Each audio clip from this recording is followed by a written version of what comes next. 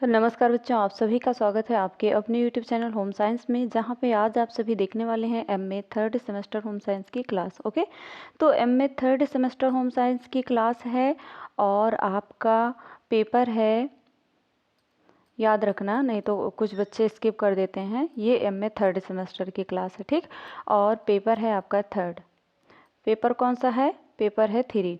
Okay, तो paper 3 क्या है, जल्दी से कमेंट करिए। आप सब लिख दिया करिए जिससे आपको रिमेंबर हो जाए, याद रहे।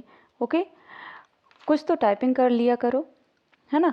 तो पेपर 3 है आपका gender in extension and development. Gender in extension development अर्थात प्रसार एवं विकास में लिंग। ओके, तो पहले आपने फर्स्ट सेमेस्टर में पढ़ा था जेंडर एंड डेवलपमेंट, है ना। तो अब वही जेंडर एंड डेवलपमेंट इसमें आ गया है एक्सटेंशन करके। ओके, इसमें प्रसार को भी जोड़ दिया गया है, प्रसार एवं विकास में लिंग।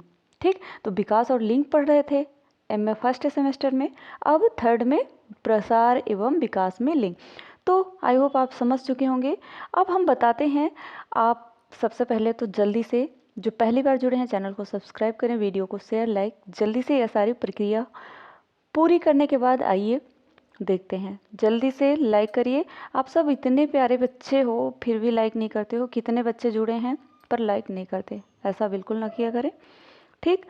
पहला प्रश्न आपकी स्क्रीन पर आ चुका है, माइक्रो फाइनेंस के उद्देश्य बताइए।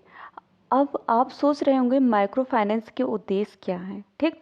माइक्रो फाइनेंस क्या है आप कमेंट में बताइए। फाइनेंस मीन्स क्या होता है? चलो आपके कमेंट का इंतज़ार रहता है। देखते हैं कौन बच्चा बताता है माइक्रो फाइनेंस क्या है।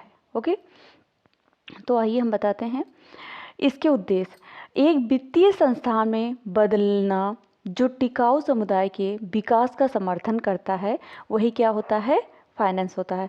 आप कोई भी, जैसे कि कोई फाइनेंस कराते हैं ना, लोन वगैरह लेते हैं जो आपके सपोर्ट के लिए दिया जाता है, ठीक। आपकी मदद की जाती है कोई व्यापार चालू करने में, है ना। तो ये माइक्रो, माइक्रो मीन्स होता है छोटा, ठीक। माइक्रो, माइक्रो फाइनेंस, फाइनेंस, ठीक। तो जो माइक्रो फाइनेंस होता है ये एक छोटा फाइनेंस होता है जो आपकी सहायता के लिए दिया जाता है, ठीक। तो नॉर्मली आप समझ चुके होंगे। अब आइए टॉपिक पर चलते हैं। एक वित्तीय संस्थान, वित्तीय मतलब क्या है बताइए। वित्तीय जो होता है, आपकी एक वित्तीय संस्थान होती है, जैसे एलआईसी एक संस्थान है, ठीक, जो बदलना जो टिकाऊ समुदाय के विकास का समर्थन करता है, जो आपके विकास के लिए समर्थन करता है, आपको कुछ न कुछ गिफ्टेड करता है। ओके, उन संसाधनों को आपूर्ति में सहायता करना जिससे समाज के सबसे गरीब सदस्य को लाभ हो सके। समाज में जो गरीब सदस्य हैं उनको लाभ मिल सके, ये वित्तीय संस्थान का ये कार्य होता है, आपूर्ति में सहायता करना, ठीक। इस पहलू में महिलाओं पर विशेष ध्यान दिया जाता है, जो लेडीज़ हैं इनके ऊपर बहुत ही ध्यान दिया जाता है माइक्रो फाइनेंस में, ठीक, क्योंकि उन्होंने सफलतापूर्वक आय सृजन वाले व्यवसाय स्थापित किए हैं। अच्छा बताइए, आप सब मुझे ऐसे कुछ व्यवसाय बताइए जो महिलाओं के द्वारा किए जाते हैं, ठीक। तो चलिए इंतज़ार रहता है, देखते हैं कौन बच्चा करता है कमेंट। गरीबी के तेज़ी से उन्मूलन में सहायता के लिए उपलब्ध विकल्पों की जांच करें। गरीबी के तेज़ी से उन्मूलन में जो सहायता के लिए विकास उपलब्ध विकल्पों की जांच करें। जैसे कि आपको सहायता दी जाती गरीबी में, मान लो ये राशन वगैरह दिया जाता है ना, राशन भी ले सकते हैं, लेकिन इसको माइक्रो फाइनेंस में नहीं रखा जाएगा, ठीक। इसी तरह जो वित्तीय व्यवस्था कराई जाती है, सहायता प्रदान कराई जाती है, वही आपका माइक्रो फाइनेंस होता है, ठीक। गरीब लोगों को अपना व्यवसाय शुरू करने के लिए प्रोत्साहित करें। जैसे कोई बहुत ही पुअर व्यक्ति है और इसे अपना व्यवसाय शुरू करना है, तो वो माइक्रो फाइनेंस ले सकता है, जिससे उससे मदद मिल जाएगी और वो अपना व्यवसाय बढ़िया से चला सकता है, ठीक। ग्रामीण लोगों को बुनियादी कौशल सिखाकर उन्हें सशक्त बनाना ताकि वे अपना उद्यम शुरू कर सकें और पैसा कमा सकें, ठीक। नॉर्मल सी बातें, जो गरीबी रेखा का कार्ड वगैरह, गरीबी आय प्रमाण पत्र है, बहुत गरीब हैं, उनके लिए माइक्रो फाइनेंस दिया जाता है, उनको सपोर्ट किया जाता है। जैसे कि होम लोन है, आप ले चुके हैं, लोन नहीं तो आप ये समझ ये विकल्प, जैसे कि क्या बोलते हैं उसको, कॉलोनी है ना, तो सरकार द्वारा कॉलोनी पास कराई जाती है जो गरीब लोग हैं उनके लिए, है ना। इसी तरह ये माइक्रो फाइनेंस के अकॉर्डिंग आते हैं। उसके बाद एक प्रश्न है बहुत ही इंपॉर्टेंट है, जैसा कि मैंने बताया था पहले शुरू में ही कि जेंडर एंड डेवलपमेंट आप पढ़ चुके हैं फर्स्ट सेमेस्टर में, तो काफ़ी कुछ जेंडर एंड डेवलपमेंट से मिलता हुआ प्रश्न इसमें मिलेंगे और मैंने पढ़ाया भी है। ये आपका सेकेंड यूनिट है जिसमें आपने देखा था, मैंने सिलेबस के बारे में बताया है, जिसमें बताया है कि स्टेटस ऑफ वुमेन। ठीक, जो सेकेंड यूनिट है आपका स्टेटस ऑफ वुमेन है, महिलाओं की क्या स्टेटस हैं, क्या वायलेंस हैं, ये सब वायलेंस के अगर अगेंस्ट क्या है वुमेन की, महिलाओं के, ठीक, तो ये सब पढ़ना है। फिलहाल सेकेंड जो यूनिट है स्टेटस ऑफ वुमेन, उसी से हम ये प्रश्न रखे हैं। राष्ट्रीय महिला आयोग के उद्देश्य बताइए।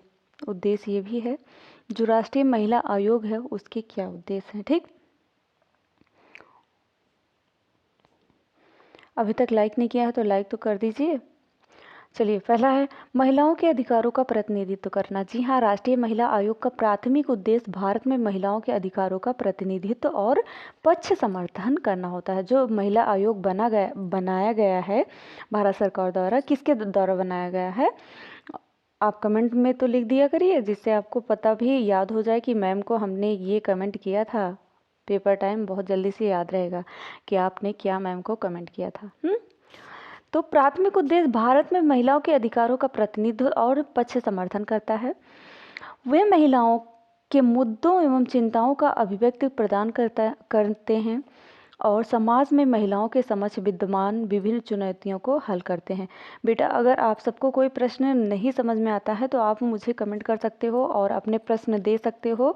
जो भी प्रश्न आपको बहुत समझने में कठिनाई हो रही है आप दे सकते हो, हम उसे आसानी से समझाने का प्रयास करेंगे अपने शब्दों में। ठीक, सेकंड है नीतिगत सलाह। महिला आयोग को महिलाओं को प्रभावित करने वाले नीतिगत अधिकारों की रक्षा करने से संबंधित नीतियों एवं विधान को आकर देने के लिए मूल्यवान अनुशंसाएं और सुझाव प्रदान करते हैं। ठीक, अब संवैधानिक प्रावधानों को सुरक्षा, ये सारी जो हेडिंग है 1 2 3 ये याद रख लेना। ठीक, इसके अंतर्गत आप लिख सकते हो, अपने आप से भी लिख सकते हो, है ना। संवैधानिक प्रावधानों की सुरक्षा, जो महिला आयोग भारतीय संविधान और अन्य कानूनों के तहत महिलाओं को प्रदत्त सुरक्षा उपायों से संबंधित सभी मामलों की जांच एवं परीक्षण के लिए जिम्मेदार है। ठीक, वे सुनिश्चित करते हैं कि महिलाओं के लिए संवैधानिक अधिकारों और सुरक्षा को बरकरार रखा जाए और प्रभावी ढंग से प्रवर्तित किया जाए। ठीक, 4 आता है शिकायतों का प्रबंधन। जी हाँ, शिकायतों का प्रबंधन है। इन आयोगों को महिलाओं के अधिकारों के उल्लंघन से संबंधित शिकायतों का समाधान करने का दायित्व सौंपा गया है।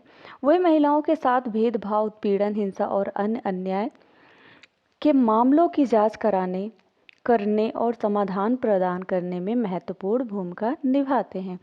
5 है आपका स्वतः संज्ञान में कार्रवाई। ठीक, जितने भी प्रश्न बताते हैं सारे इंपॉर्टेंट होते हैं, इसलिए बीच में इसकी बिल्कुल मत करना।